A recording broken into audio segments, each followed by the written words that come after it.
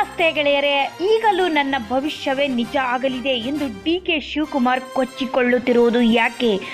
ವಿಧಾನಸಭೆ ಚುನಾವಣೆಯೋತ್ತರ ಸಮೀಕ್ಷೆ ಭವಿಷ್ಯ ಸುಳ್ಳಾಗಿತ್ತು, ನನ್ನ ಭವಿಷ್ಯವೇ ನಿಜವಾಗಿತ್ತು.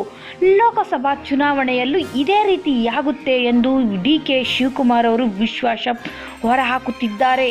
ಸಮೀಕ್ಷೆ ವಿಚಾರದಲ್ಲೂ ಅದು ಪುನರಾವರ್ತನೆ ಆಗಲಿದೆ ಎಂದು ಅವರ ವಿಶ್ವಾಸವನ್ನು ತೋಡಿಕೊಳ್ಳುತ್ತಿದ್ದಾರೆ. ಐಪಿಸಿಸಿ ಮುಖಂಡ ಜತೆಗಿನ ವಿಡಿಯೋ ಸಂವಾದದ ಬಳಿಕ ರವಿವಾರ ಸುದ್ದಿಗಾರರೊಂದಿಗೆ ಮಾತನಾಡಿದ ಅವರು, ಕರ್ನಾಟಕ ವಿಧಾನಸಭಾ ಚುನಾವಣೆ ವೇಳೆ ಕಾಂಗ್ರೆಸ್ ಅಧಿಕಾರಕ್ಕೆ ಬರುವುದಿಲ್ಲ ಎಂದು ಭವಿಷ್ಯ ನುಡಿದಿದ್ದ ಸಮೀಕ್ಷೆ. ಆದರೆ ನಾನು ಆವತ್ತು ಕಾಂಗ್ರೆಸ್ ಅಧಿಕಾರಕ್ಕೆ ಬರುತ್ತೆ ಎಂದು ಹೇಳಿದ್ದೆ. ಆದರೆ ಈಗ ಸುದ್ದಿ ಸಮೀಕ್ಷೆ ಸುಳ್ಳಾಗಿತ್ತು.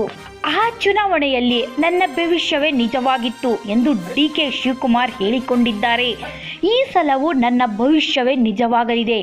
ಯಾಕೆಂದರೆ ಸಮೀಕ್ಷೆ ನಡೆಸುವ ಸಂಸ್ಥೆಗಳು 5,000ದಷ್ಟು ಜನರ ಅಭಿಪ್ರಾಯ ಮಾತ್ರ ಸಂಗ್ರಹಿಸುತ್ತವೆ. ಹೀಗಾಗಿ ಕರ್ನಾಟಕ ಸಮೀಕ್ಷೆಯಲ್ಲಿ ಮೇಲೆ ನನಗೆ ನಂಬಿಕೆ ಇಲ್ಲ.